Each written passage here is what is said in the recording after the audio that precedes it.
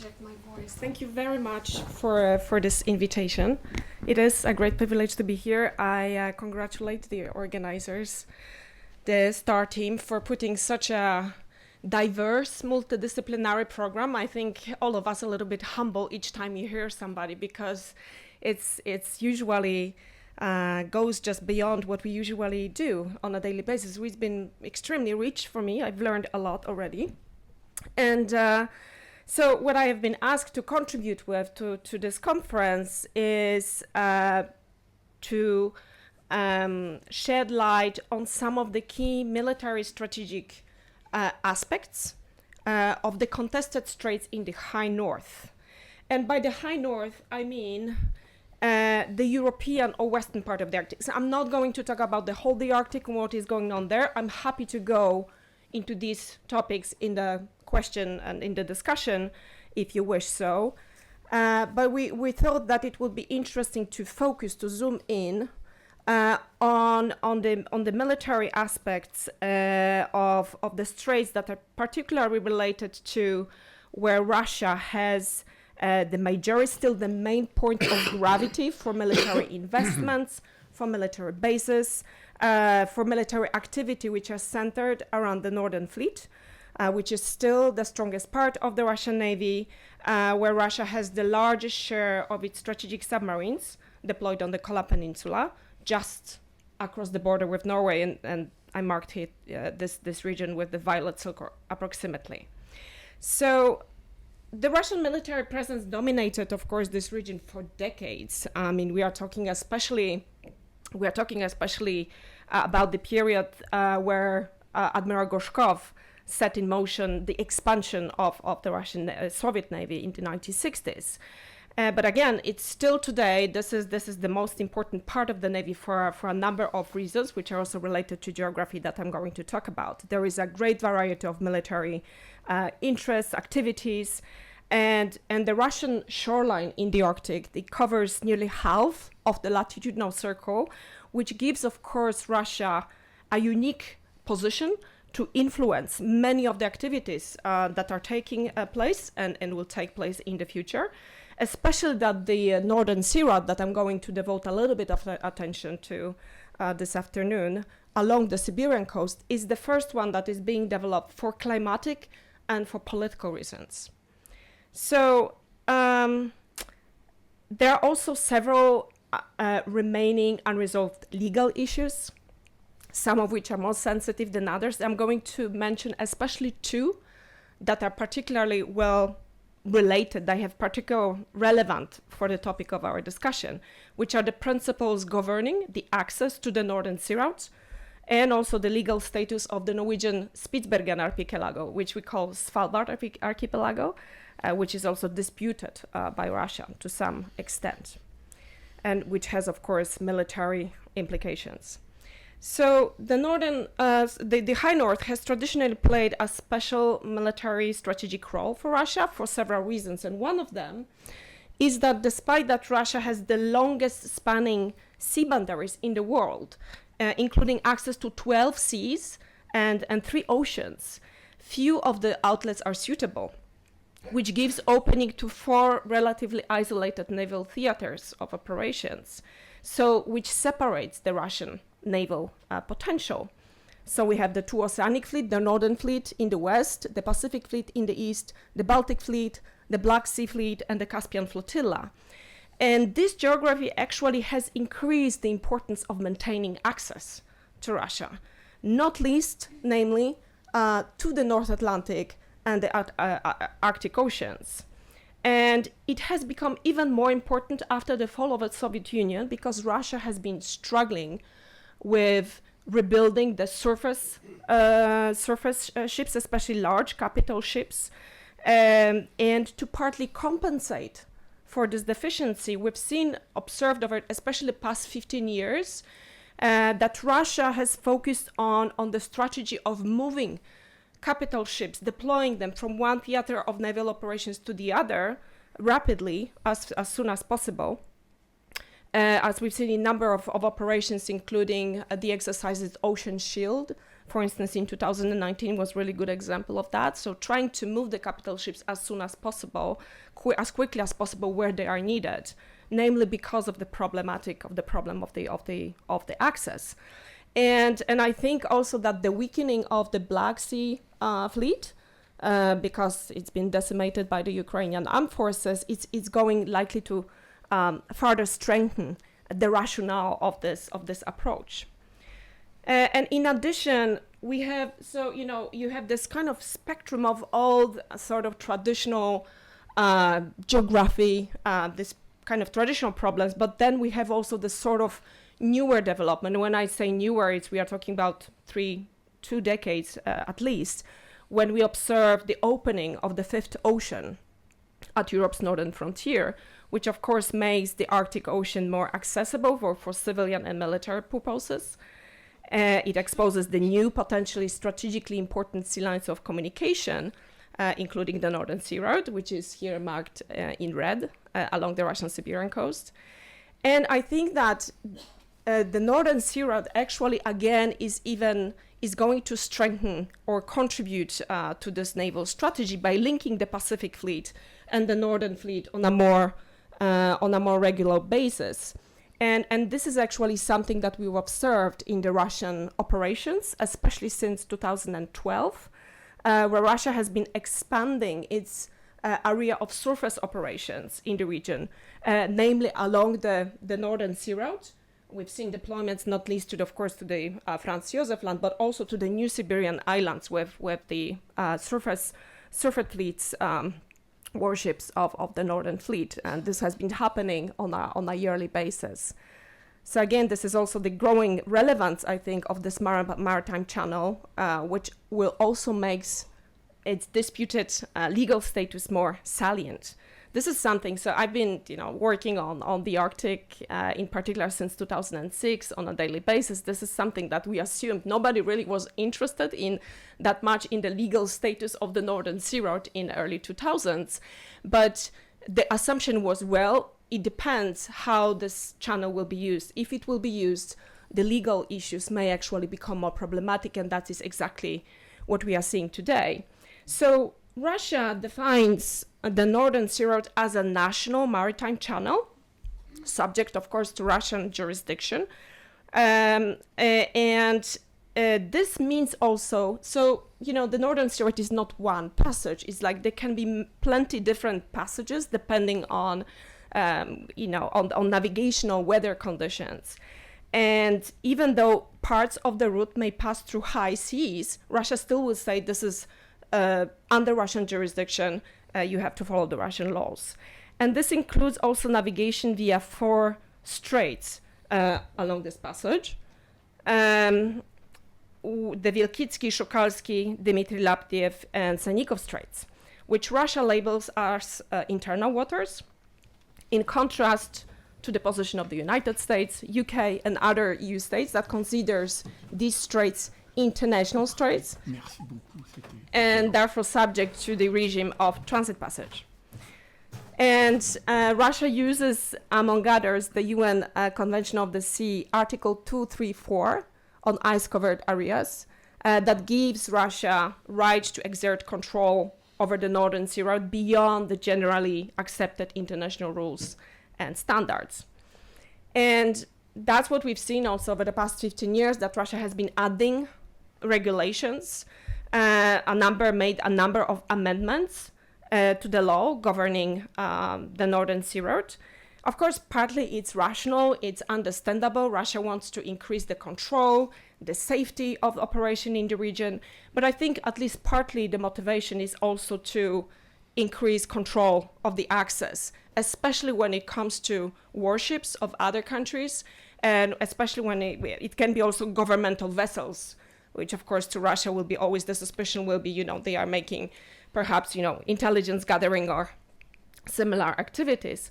And one example of that we've seen very recently of the amendments. So in December 2022, Putin signed new amendments that stipulate, in my view, or they try to prevent freedom of navigation operation in the region that has been discussed actually among NATO allies for a number of years, but also during the war in Ukraine. I think the Russians have been really concerned about that.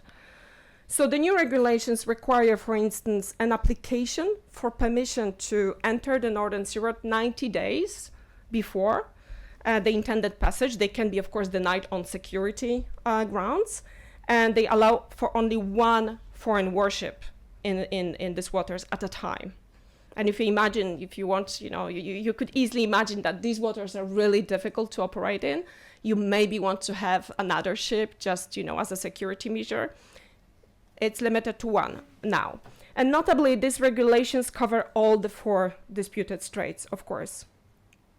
And interestingly, where I say, this is probably something that Russia wants to deter for foreign freedom of navigation operation, is that this kind of amendments were backed by a demonstration of force by the Northern Fleet around the time, where the scenario of the exercise was, quote, to repel unauthorized passage of foreign ships and vessels in Arctic waters, which is pretty straightforward intention. So, what is really interesting is that to date, there was actually one ship in recent years that actually conducted the freedom of navigation operation along the Northern Sea Road, and it was a French vessel. It was the Rhône,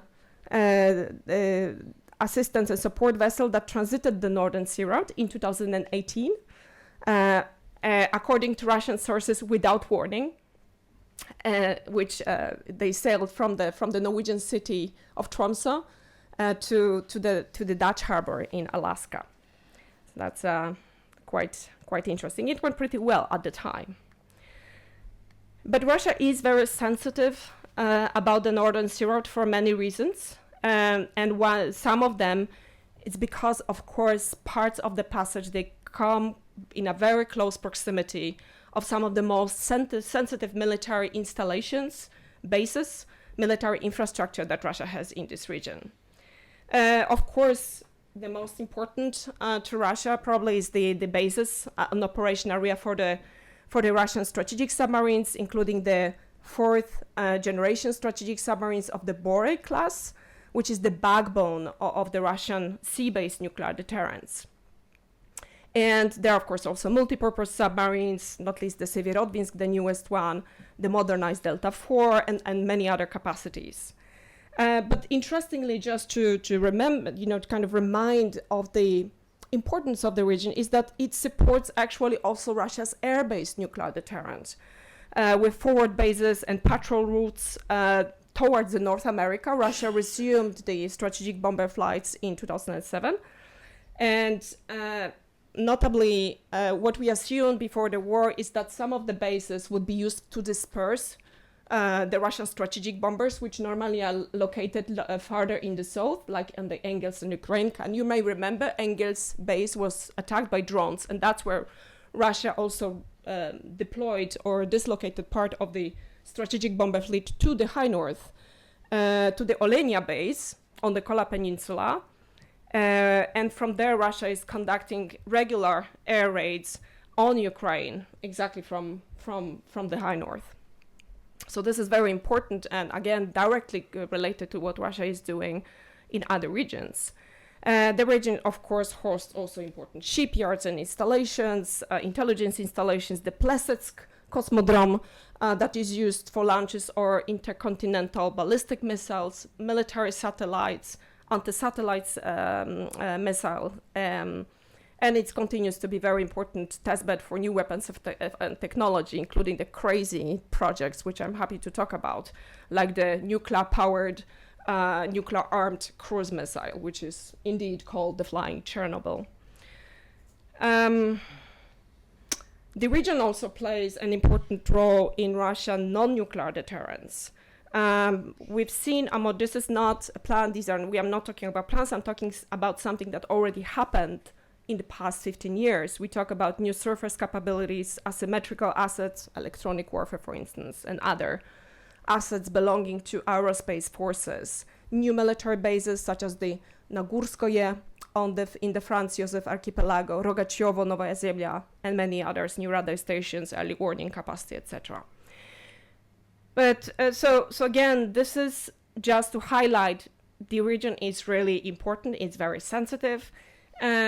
But the major sort of main mission of the main asset that Russia has there, which belongs to the Northern Fleet, still remains to provide cover for stable deployment of the strategic submarines. So we are still assuming that the traditional bastion defense is still very much in place, that there are some modifications. The main aim of the bastion defense is to ensure the survival and freedom of operations for the strategic submarines through several layers of defenses involving naval, land, and air-based capabilities. And in the inner part of the bastion, Russia would aim to take control, likely, over the maritime space that is most closely connected or located to the bases an operational area for the strategic submarines, the sort of Bear Gap, we are talking about that, between the North Cape and Bear Island, in parts of the Barents Sea, Greenland Sea, and the Northern Norwegian Sea. And in an event of war with NATO, Russia, we assume, may want to conduct denial operations, maritime interdiction operations west and south of this line. So we are talking about the giques gap, the Greenland, Iceland, United Kingdom gap, where Russia would be unlikely to establish control. So the Norwegian Sea presents more challenge when it comes to operations for naval forces because it's much deeper than the Barents Sea. So it's especially a problem for the subsurface domain. The Barents Sea is quite shallow with an average of 230 meters depth, and the Norwegian Sea is much deeper. We're talking about an average of 1,800 meters. An assumption is also that some of the Russian strategic attack submarines, they do not have many, but the question is, of course, how many do they need to operate farther west and south in the Atlantic? We've seen that just simply in Russian operations, in Russian exercises over the past decades at least, where Russia has focused on rapid dispersal of its maritime force, training the ability to escape undetected as far as possible in the North Atlantic.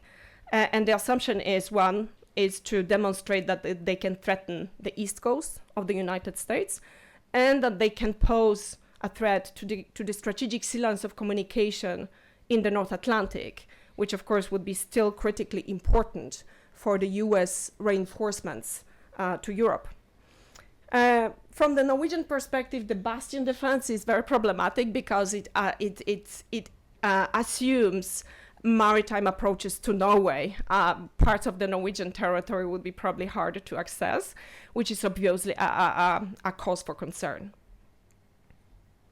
And in this context, I would like to mention also the Norwegian Svalbard, or Spitsbergen archipelago, if you will, because in general, the islands, there is not that much military activity going on. But to Russia, what is most important about Svalbard archipelago is to make sure it is not used for military purposes by NATO, the United States, because it's so strategically located very close to, again, this operational area for the Russian strategic submarines in particular. And the Norwegian, there is no question about Norwegian sovereignty about Svalbard. It's been given to Norway in 1920 with the Svalbard, by the Spitsbergen or Svalbard Treaty. However, the treaty also simultaneously has given signatory states. Today there is more 40 nations that signed the treaty. So all the signatory states, including Russia, they have right to undertake economic activity on the islands. And that would be really great, but the problem is that the treaty was written in 1920. We didn't have UNCLOS, we didn't have UN Convention on the Law of the Sea back then. So there are formulations in the treaty that are slightly differently interpreted by Norway and, for instance, by Russia. And there are two key differences. One is the geographical scope of the treaty, and second is the military status of the islands. So Russia interprets the treaty as imposing demilitarized status on the islands, on the Spitsbergen. And so whenever Norwegian frigate call on a port or Norwegian military transport plane land at Svalbard, they would say Norway is violating the treaty. For Norway, the treaty only limits permanent military presence, so no military bases can be constructed, but military presence, occasional, is absolutely fine. So that's one bone of contention. Russia has been systematically accusing Norway for challenging, for breaking basically with the treaty. And Norway also argues that the signatory states have the right to economic activity, but it does not concern the 200 nautical miles economic zone around the islands, only territorial waters. And of course, Russia begs to disagree with that. And so there are different, because there are these different views, in 1977, Norway established fishery protection zone and not full economic zone around Svalbard. And Norway and Russia are actually the countries that have most activity there. So Russia has significant both settlement on Svalbard and also significant economic activity in the fishery protection zone. Russia has never formally recognized that. Russians would allow Norwegian inspectors, when they come on board on the Russian trawlers, they never sign the protocol. But more importantly, there happened incidents in the past in the fishery protection zone. One, you may have heard about it, it's very well known, it's called Electron case, where Norwegian inspectors boarded, they saw there was actually economic crime committed. They wanted to arrest the trawler, and the trawler started escaping to Murmansk with the Norwegian inspectors on board, which were basically kidnapped. And you can imagine, okay, this was in 2005. It was a very different situation. Russia they didn't really have naval capacity. If something like this would happen today, you can easily imagine that it could cause potential confrontation, if you will, because Russia doesn't recognize the Norwegian authority in these waters. So this is like one, because of this disputed status by Russia, or aspects of this legal status, there is an opening for potential things that just go wrong. And notably, of course, the Svalbard Treaty, the Svalbard Archipelago, Spitsbergen Archipelago, is covered by Article 5. There is no doubt about that. So you would be involved in this too if something really goes wrong there. So just to conclude, I would like to just add that contrary to the widespread expectations during the war, so you could hear at the beginning of the Russian invasion that, despite all the problems in the high north, it's still pretty stable borderland compared to the Black Sea or the Baltic Sea. But Russia has actually never taken its eyes off the high north, despite being bogged down in Ukraine.